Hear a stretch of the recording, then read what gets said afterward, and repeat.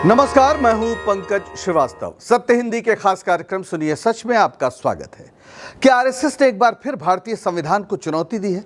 संघ के 100 साल पूरे होने पर आयोजित एक कार्यक्रम में आरएसएस के सरसंघ चालक मोहन भागवत का हिंदू राष्ट्र का गुणगान करना क्या कारण है, या फिर यह संविधान पर आधारित भारतीय राष्ट्र को दी गई चुनौती है? मोहन भागवत का यह दावा कहां तक उचित है कि वो सबको अपना मानता है, उसके लिए कोई अन्य नहीं है? अगर ऐसा है तो मुसलमानों, ईसाइयों और दलितों पर होने वाले अत्याचार के खिलाफ संघ कभी मुंह क्यों नहीं खोलता? तो क्या हिंदू राष्ट्र सवर्ण सत्ता का दूसरा नाम है, जैसा कि डॉक्टर अंबेडकर ने चेताया था? डॉक्टर अंबेडकर ने क्यों कहा था कि हिंदू राष्ट्र का विचार लोकतंत्र के लिए विपत्ति है और इसे हर हाल में रोकना होगा? मिलेंगे इन तमाम सवालों के जवाब हमारे इस वीडियो में। तो शुरू करते हैं आज का सफर। यह है सरसंघ चालक मोहन भागवत। इन्हें परम पूज्य मोहन भागवत कहा जाता है। सरसंघ चालक राष्ट्रीय स्वयं सेवक संघ का सर्वोच्च पद है। ये चुना नहीं जाता, बल्कि जो स्वयं सरसंघ चालक होता है वो अगले सरसंघ चालक की एक तरह से नियुक्ति करता है, उत्तराधिकारी वो होता है। तो मोहन भागवत जी इस समय सरसंघ चालक। राष्ट्रीय स्वयंसेवक संघ की स्थापना 1925 में हुई थी, यानी 100 साल हो गए। और 26 अगस्त को राष्ट्रीय स्वयंसेवक संघ के प्रमुख मोहन भागवत ने दिल्ली में एक समारोह में, जो वहां पर हुआ था भारत मंडपम में, वहां पर उन्होंने संघ पर सांप्रदायिक और विद्वेष फैलाने को लेकर लगने वाले आरोपों पर सफाई दी। लेकिन इस सफाई ने कई सवालों को फिर से खड़ा कर दिया है। तो ये जो भारत मंडपम में 100 वर्ष की संघ यात्रा नए क्षितिज, इस शीर्षक से जो आयोजित कार्यक्रम था, उसमें मोहन भागवत ने क्या कहा, ये हम जरा जान लेते हैं। पहले तो इन्होंने हिंदू राष्ट्र की परिभाषा को स्पष्ट किया। बार बार सवाल उठता है कि ये हिंदू राष्ट्र बनाना चाहते हैं या भारत को हिंदू राष्ट्र मानते हैं, और जाहिर है ये संविधान के खिलाफ है। तो भागवत साहब कह रहे हैं कि हिंदू राष्ट्र पश्चिमी राष्ट्र राज्य की अवधारणा से अलग है और इसका सत्ता या शक्ति से कोई लेना देना नहीं है। ये एक समावेशी और समानतावादी अवधारणा है जो धर्म या भाषा के आधार पर भेदभाव नहीं करती। ये तो कुछ ऐसे ही बातें हैं जैसे संविधान में कहा गया है, तो फिर अलग से हिंदू राष्ट्र पर जोर देने का क्या मतलब है? अभी हम इस पर चर्चा करेंगे। पहले जान लेते हैं कि भागवत ने दरअसल और क्या कहा। इन्होंने दावा किया है कि सत्ता से पूरी तरह से अलग है संघ। भागवत ने जोर दिया कि आरएसएस सरकार से अलग है और आचार विचार और संस्कार पर चर्चा करता है, लेकिन किसी पर अपनी राय नहीं थोपता। यानी बीजेपी जो कर रही है या बीजेपी सरकार जैसे चलती है, यह बीजेपी का आंतरिक मामला है, उसका इससे कोई लेना देना नहीं है। इसके अलावा मोहन भागवत ने यह भी दावा किया कि वो विविधता में एकता को महत्व देता है। भागवत ने कहा कि हिंदू राष्ट्र विविधता में एकता को बढ़ावा देता है और सभी धर्मों को स्वीकार करता है। उन्होंने कहा दूसरों को बदलने की कोशिश ना करें, उनकी आस्था का अपमान ना करें। अब ये वाक्य सुनकर आपको थोड़ा अजीब लग रहा होगा, क्योंकि आमतौर पर हो तो यही रहा है। और अपना लक्ष्य क्या घोषित किया है उन्होंने? विश्व गुरु बनाना है भारत को, विश्व गुरु का लक्ष्य है। भागवत ने भारत को विश्व गुरु बनाने का लक्ष्य दोहराया, जो दयानंद सरस्वती और स्वामी विवेकानंद जैसे आध्यात्मिक नेताओं की शिक्षा पर आधारित है। 100 साल के सफर का सार सिर्फ एक वाक्य में है। ऐसा कहा सरसंघ चालक ने, भारत माता की जय। भारत माता की जय का क्या अर्थ है, ये एक अलग विषय है, विश्लेषण का सवाल है। क्या भारत माता की तस्वीर की पूजा की जाए या फिर भारत माता का कुछ और भी मतलब होता है? सवाल यह है कि संघ को यह सफाई क्यों देनी पड़ी? क्या मोहन भागवत संघ पर हो रहे तीखे हमले से घबरा गए? और कौन कर रहा है यह हमला? राहुल गांधी। नेता प्रतिपक्ष राहुल गांधी बीते कुछ दशकों में कांग्रेस के अकेले ऐसे नेता हैं जो आरएसएस पर लगातार हमलावर हैं। वे बार बार कहते हैं कि असली लड़ाई बीजेपी से नहीं, संघ से है। ये आरएसएस की आइडियोलॉजी है जो भारतीय संविधान में दर्ज मूल्यों को नष्ट करना चाहती है। संविधान ने दलितों, पिछड़ों, महिलाओं और अल्पसंख्यकों को बराबर का नागरिक मानना है, जो संघ की मनुवादी सोच के खिलाफ है। यही नहीं, राहुल गांधी संघ को आरक्षण विरोधी भी करार देते हैं, जो सामाजिक न्याय की राह में सबसे बड़ा रोड़ा है। और लगातार वे अपने साथ एक संविधान की किताब रखते हैं, प्रति रखते हैं और दिखाते हैं कि इसको बचाना है। तो आरएसएस को संविधान विरोधी राहुल गांधी लगातार साबित कर रहे हैं। अब मोहन भागवत ने जो स्पष्टीकरण दिया है, उससे क्या इन आरोपों का निराकरण हो जाएगा? इसके लिए मोहन भागवत के दावों का हमें थोड़ा परीक्षण करना होगा। ये नक्शे देखिए, ये दो नक्शे हैं। ये आज़ादी के पहले का नक्शा है, जिसमें आपको बहुत से स्थानीय जितनी रियासतें थी उनका भी नाम दिख रहा होगा। और ये जो पीला हिस्सा है, ये दरअसल ब्रिटिश इंडिया का नक्शा है, यानी जहां पर अंग्रेज़ों का सीधे शासन था। और ये जो गुलाबी क्षेत्र हैं, ये सारे स्थानीय राजा थे जिन्हें अंग्रेज़ों का संरक्षण प्राप्त था, लेकिन वो रियासतें, वहाँ के शासक स्थानीय स्तर पर अपना शासन खुद चलाते थे। और अब भारत का ये नक्शा है जो हमारी आज़ादी की लड़ाई के ज़रिए सामने आया, जिसने सबको एक किया। सभी रियासतों का जो 550 से ज़्यादा रियासतें थी उनको एक किया। एक संविधान ऐसा बनाया जिसके आधार पर अब देश चलता है। कोई भी रहे, कोई भी सरकार आए जाए, लेकिन वो बुनियादी बात है जिस पर सबकी सहमति है। जबकि ये जो नक्शा है, ये हमें याद दिलाता है कि जिसके पास तलवार थी उसकी सत्ता होती थी। अगर राजा का बेटा कमज़ोर हो गया तो उसे भागना पड़ता था, फिर कोई दूसरा राजा उस पर कब्जा कर लेता था। और ये हज़ारों साल तक यही चलता रहा, जिसमें आखिरी कड़ी थे अंग्रेज़। उन्होंने भी तलवार के दम पर ये पूरा प्रशासन हासिल किया। और जो राजा कमज़ोर होता था या किसी और बहाने, वो तमाम राज्यों को हड़प लेते थे। जैसे उन्होंने अवध में वाजिद अली शाह का अवध हड़पा हुआ था। बहरहाल भागवत का कहना है कि हिंदू राष्ट्र पश्चिमी राष्ट्र राज्य की अवधारणा से अलग है और इसका सत्ता या शक्ति से कोई लेना देना नहीं है। यानी आज़ादी के पहले भी यह हिंदू राष्ट्र था, हजारों साल से। लेकिन हमारा भारतीय राष्ट्र तो एक आधुनिक राष्ट्र राज्य है।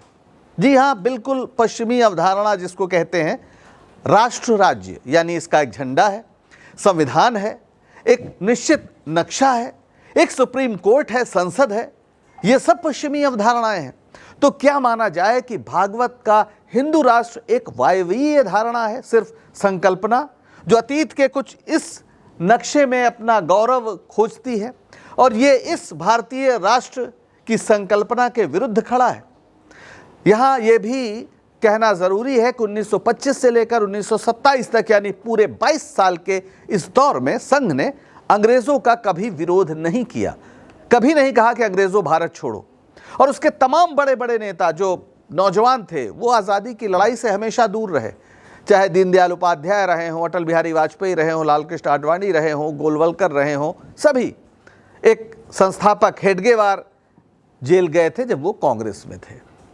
यानी जिस लड़ाई ने भारत को एक आधुनिक राष्ट्र के रूप में पहचान दी, उस उपनिवेशवाद विरोधी संघर्ष से आरएसएस हमेशा दूर खड़ा था और कई बार तो अंग्रेजों के खेमों में भी खड़ा था।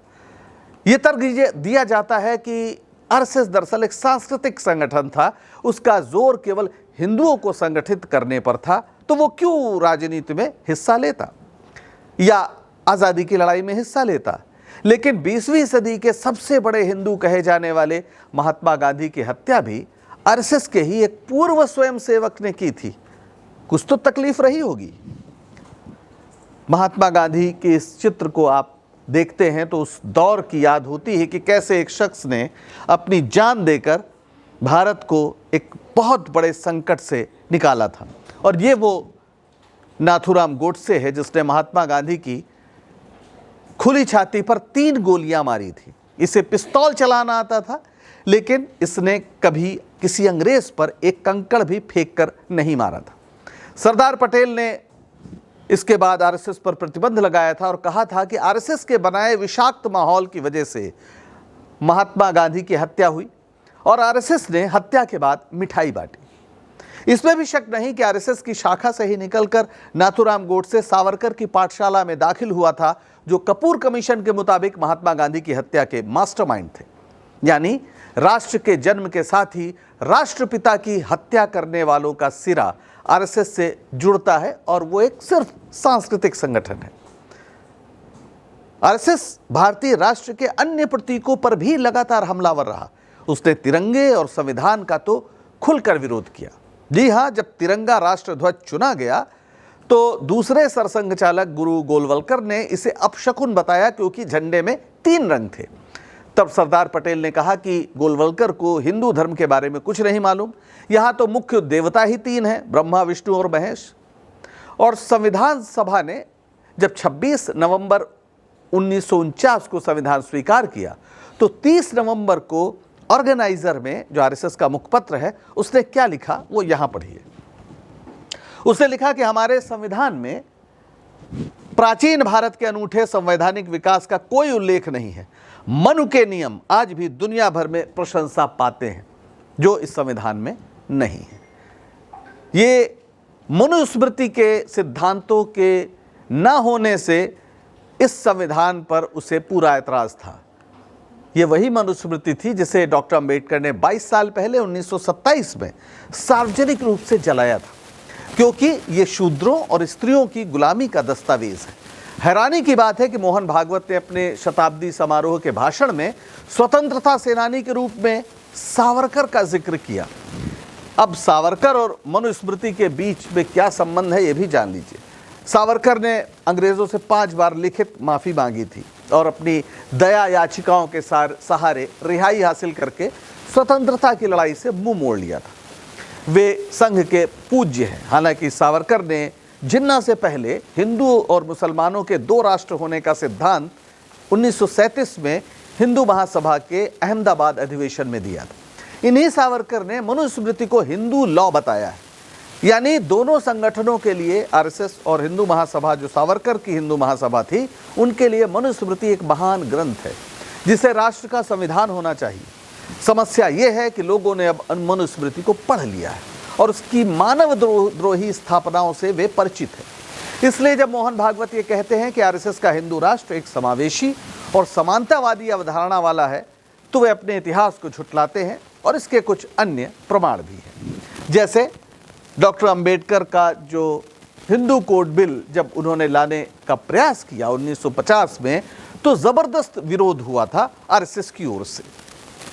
उस कोड बिल के जरिए महिलाओं को तलाक, संपत्ति और विवाह में समान अधिकार देने की कोशिश की जा रही, तो देश भर में प्रदर्शन हुए।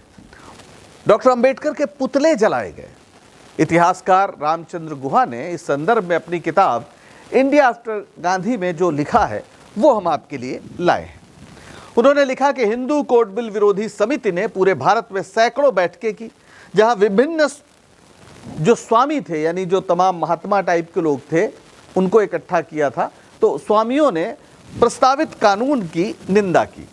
इस आंदोलन में भाग लेने वालों ने खुद को धार्मिक युद्ध लड़ने वाला, यानी धर्म युद्ध लड़ने वाला धार्मिक योद्धा, यानी धर्मवीर के रूप में प्रस्तुत किया। राष्ट्रीय स्वयंसेवक संघ ने इस आंदोलन के पीछे अपना पूरा जोर लगा दिया। 11 दिसंबर 1949 को आरएसएस ने दिल्ली के रामलीला मैदान में एक सार्वजनिक बैठक आयोजित की, जहां एक के बाद एक वक्ताओं ने इस विधेयक की कड़ी निंदा की। एक ने तो इसे हिंदू समाज पर एटम बम से प्रहार कहा। अगले दिन आरएसएस कार्यकर्ताओं के एक समूह ने हिंदू कोड बिल मुर्दाबाद के नारे लगाते हुए विधानसभा भवन की ओर मार्च किया। प्रदर्शनकारियों ने प्रधानमंत्री यानी नेहरू जी और डॉक्टर अंबेडकर के पुतले जलाए और फिर शेख अब्दुल्ला की कार में तोड़फोड़ की। ये उस समय का दृश्य है जिसके लिए आज मोहन भागवत न जाने क्या क्या कह रहे हैं कि संघ तो समावेशी है, समानतावादी है, वगैरह वगैरह। ये बेहद साफ है कि आरएसएस का हिंदू राष्ट्र और संविधान आधारित भारतीय राष्ट्र राज्य में विरोध का रिश्ता है। इसलिए जब भागवत कहते हैं कि हिंदू राष्ट्र सबको साथ लेकर चलने का विचार है, समावेशी विचार है, तो विश्वास करने की कोई वजह नहीं। ये संयोग नहीं कि जैसे जैसे बीजेपी को बहुमत मिलता गया, देश में हिंदू राष्ट्र बनाने की मांग जोर पकड़ती गई। 2024 के चुनाव में बीजेपी के कई मंत्रियों और सांसदों ने खुला ऐलान किया था कि बीजेपी को 400 सीट चाहिए ताकि संविधान बदला जा सके। विपक्ष ने इसे मुद्दा बनाया और संविधान के तहत पहली बार आज़ादी का हक पाने वाले दलित वंचित समाज ने इस खतरे को पहचाना और बीजेपी की गाड़ी को 240 पर रोक दिया। ये बीजेपी ही नहीं, आरएसएस के लिए भी तगड़ा झटका था। जैसा कि कई आलोचकों का मत है कि संघ अपनी शताब्दी वर्ष में हिंदू राष्ट्र की संवैधानिक घोषणा का इंतजार कर रहा था, जो अब खटाई में पड़ गया। भागवत ने अपने भाषण में दावा किया कि हिंदू राष्ट्र विविधता में एकता को बढ़ावा देता है और सभी धर्मों को स्वीकार करता है। उन्होंने कहा, दूसरों को बदलने की कोशिश ना करें, उनकी आस्था का अपमान ना करें। लेकिन हकीकत में हम क्या देखते हैं, आसपास जिस तरह की तस्वीरें हैं, जिस तरह का माहौल है, वो आप अच्छी तरह समझ रहे होंगे। ये तस्वीर देखिए, किस तरह से मस्जिद में चढ़कर भगवा झंडा लहराया जाता है, या फिर ये लिंचिंग की एक सांकेतिक तस्वीर आपके सामने है। ये सब अब भारत की नई पहचान बन रही है। लड़ाई झगड़े पहले भी होते थे, दंगे भी होते थे, लेकिन किसी की दाढ़ी देखकर मार दिया जाए, ये भारत में कब होता था? कब अपनी पूजा से पहले हिंदू किसी मस्जिद को खोजते थे जिस पर हमला किया जाए, नारे लगाए जाए? 31 जुलाई 2023 को Jaipur Mumbai central superfast express में पालघर रेलवे स्टेशन, जो महाराष्ट्र में है, उसके पास आरपीएफ के एक जवान ने 3 ट्रेन यात्रियों की गोली मारकर हत्या कर दी। उनका कोई अपराध नहीं था, सिर्फ वे दाढ़ी रखे थे और देखने में एक स्टीरियोटाइप जो है मुसलमान लग रहे थे। उस जवान ने यह भी कहा कि भारत में रहना है तो मोदी योगी कहना है, और बस गोली मार दी। आखिर उसके दिमाग में ये बात किसने भरी? किसके प्रचार ने एक कौम को दूसरी कौम का दुश्मन बनाया? क्या कभी आपने सुना कि आरएसएस ने इसके खिलाफ कोई सभा की हो, या लिंचिंग के शिकार किसी व्यक्ति के घर जाकर मोहन भागवत ने सांत्वना दी हो? अगर वे कहते हैं कि भारत के लोगों का डीएनए एक है, यानी धर्म अलग है, तो फिर भी सब एक नस्ल के हैं, तो बेगुनाह मुस्लिमों की लिंचिंग होने पर उन्हें बेचैनी क्यों नहीं होती? जब वो कहते हैं कि हिंदू राष्ट्र की अवधारणा में कोई अन्य यानी पराया नहीं है, तो उन्हें ये बेगुनाह लोग पराये क्यों लगते हैं? और इसी तरह जब किसी दलित को जो मूछें रखने की वजह से पीटा जाता है, या बारात में घोड़े पर चढ़ता है तो उसके साथ दुर्व्यवहार होता है, पिटाई होती है, तो क्या आपने कभी सुना कि आरएसएस के लोग उसके घर गए, उसे समझाया, उसको सांत्वना दी, अपराधियों के खिलाफ कोई कार्रवाई कराई? कभी नहीं। जबकि ये तो सांस्कृतिक प्रश्न है और सांस्कृतिक संगठन के लिए इन प्रश्नों से जूझना बेहद ज़रूरी है।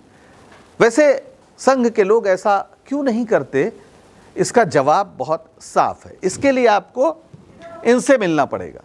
ये है गुरु गोलवलकर, संघ के दूसरे सरसंघ चालक, यानी हेडगेवार के बाद इन्होंने संघ को संगठित किया और इसे एक वैचारिक आधार भी दिया। इन्होंने भारत में 3 दुश्मन तय किए, मुस्लिम, ईसाई और कम्युनिस्ट। मुस्लिम और ईसाई इसलिए क्योंकि उनकी पुण्य भूमि भारत नहीं है, यानी वे मानते थे कि राष्ट्रीयता का केंद्रीय तत्व यह है कि आपकी पुण्य भूमि भारत में हो, सिर्फ पितृभूमि नहीं है। पितृभूमि यानी आपके पिता यहाँ के हो, पुण्य भूमि यानी आपकी आस्था जहाँ हो। अब मक्का और जेरूसलम तो भारत में है नहीं, इसलिए मुसलमानों और ईसाइयों की पितृभूमि अगर भारत है भी, तो पवित्र भूमि तो, पुण्य भूमि तो भारत में है नहीं। इसलिए मुस्लिम और ईसाई कभी देशभक्त नहीं हो सकते। और कम्युनिस्ट, वो तो वर्ग संघर्ष चाहते हैं, और वर्ग का सवाल उठने से हिंदू संस्कृति कमज़ोर होती है। गरीब और अमीर की बात नहीं होनी चाहिए, क्योंकि जैसा आरएसएस का विचार है कि दुनिया जैसी चल रही वो ईश्वर की इच्छा है। जो लोग ये मानते हैं वो क्यों मानेंगे कि कोई गरीब अपने भौतिक और अपने जो राजनीतिक दूसरे कारण हैं, आर्थिक कारण हैं, उनकी वजह से गरीब है? तो वो सभी हिंदू एक हैं, चाहे वो अमीर है चाहे गरीब है। और कम्युनिज्म एक विदेशी विचार है। गोलवलकर ने अपनी किताब बंच ऑफ थॉट्स में कुछ चीज़ें ऐसी लिखी हैं जो आज भी उनके कारनामों में आपको नजर आएंगी। क्या लिखा? बंच ऑफ थॉट्स में लिखते हैं कि मुसलमानों और ईसाइयों को भारत में रहने के लिए हिंदू संस्कृति को पूरी तरह अपनाना होगा, अन्यथा उन्हें द्वितीय श्रेणी के नागरिक के रूप में रहना होगा। ये बात गुरु गोलवलकर साफ लिख रहे हैं। और आजकल एनआरसी से लेकर एसआईआर तक को लेकर जो संदेह जताए जाते हैं, उसमें क्या ये सिद्धांत नहीं झलकते? जब कहा जाता है कि बांग्लादेश से आने वाला हिंदू है तो शरणार्थी और मुस्लिम है तो घुसपैठिया, तो उसके पीछे दरअसल यही विचार है। क्या आपने कभी सुना कि मोहन भागवत ने गोलवलकर के इन विचारों की निंदा की हो? गोलवलकर एक बात और कहते हैं कि संघ का भागवत एक बात और कहते हैं, माफ करिएगा, कि संघ का सत्ता से और सरकार से कोई लेना देना नहीं है। यानी दोनों अलग हैं। ये सांस्कृतिक संगठन है और इनका काम है राजनीति करना। तो लंबे समय से बीजेपी का अध्यक्ष नहीं है। जेपी नड्डा का कार्यकाल समाप्त हो गया है, लेकिन अध्यक्ष नहीं चुना गया क्योंकि संघ और मोदी में एक राय नहीं बन पा रही है। यानी मोदी जी और भागवत जी किसी एक नाम पर सहमत नहीं है। अगर सचमुच संघ का सत्ता या सरकार से कोई लेना देना नहीं तो क्या फर्क पड़ता है कि बीजेपी का कौन अध्यक्ष हो? लेकिन नहीं, बीजेपी पर पूरा नियंत्रण रखना संघ अपना जन्मसिद्ध अधिकार मानता है। बीजेपी सरकार में ऊपर से लेकर नीचे तक संघ के लोग ही तमाम संवैधानिक पदों पर हैं। दरअसल महात्मा गांधी के बाद दागी हो चले संघ ने ही 1951 में जनसंघ बनाया था ताकि चुनाव लड़ा जा सके। गोलवलकर ने तब कहा था कि गाजर की पुंगी है, बजी तो बजी नहीं, खा जाएंगे। फिर 1977 में जनसंघ जनता पार्टी में उसका विलय हो गया। मकसद पार्टी पर ही कब्जा करना था, लेकिन समाजवादियों ने दोहरी सदस्यता का सवाल उठा दिया। ऐसे में संघ के प्रति निष्ठा ही प्रथम साबित हुई और पार्टी तोड़ दी गई। 1980 में भारतीय जनता पार्टी बनी। अटल बिहारी वाजपेयी इसके अध्यक्ष बने। जनता पार्टी से जो लोग आरएसएस से थे वो निकले और उन्होंने भारतीय जनता पार्टी की स्थापना की। जब भारतीय जनता पार्टी की स्थापना हुई तो इसका जो वैचारिक आधार, जो सिद्धांत था, वो घोषित किया गया गांधीवादी समाजवाद। आज इस नारे को भूलकर भी कोई याद नहीं करना चाहता भारतीय जनता पार्टी में। समाजवाद को तो संविधान से निकालने के लिए बीजेपी के नेता खुलकर बोलते हैं और आरोप यह है कि संविधान में यह शब्द इंदिरा गांधी ने इमरजेंसी के दौरान डाला था। एक और शब्द है धर्मनिरपेक्षता, जिसे प्रस्तावना से इसी तर्क से हटाने की बात होती है। यानी गांधीवादी मूल्यों पर बनी पार्टी को धर्मनिरपेक्षता से आपत्ति है। इस घटना से आप बीजेपी और आरएसएस के दोहरेपन को समझ सकते हैं।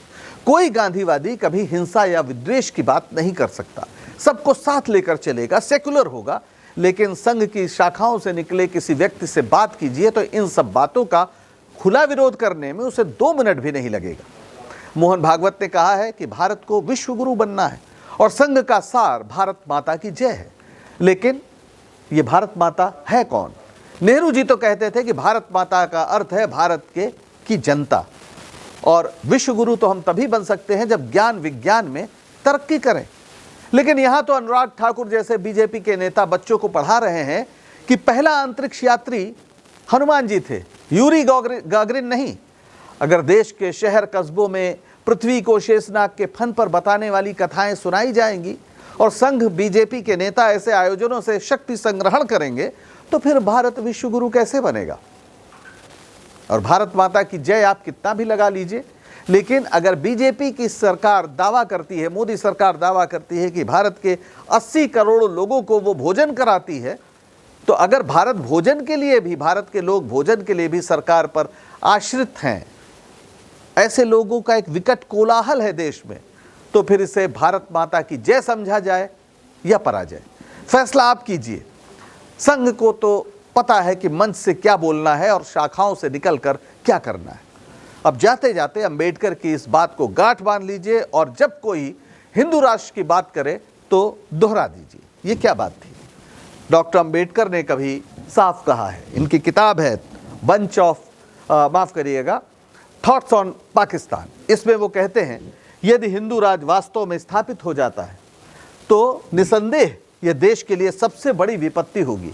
हिंदू राज को हर कीमत पर रोका जाना चाहिए। आज के लिए बस इतना ही। अगर सच बताने का हमारा ये प्रयास आपको पसंद आ रहा हो तो शो को लाइक करें, शेयर करें और चैनल को सब्सक्राइब करें। सत्य हिंदी का ऐप भी डाउनलोड करें, जिसका पता वीडियो के नीचे डिस्क्रिप्शन में आपको मिल जाएगा। तो अब दीजिए इजाजत, नमस्कार। Copyright disclaimer under Section 107 of the Copyright Act 1976. Allowance is made for fair use for purposes such as criticism, comment, news reporting, scholarship, and research. Fair use is a use permitted by copyright statute that might otherwise be infringing.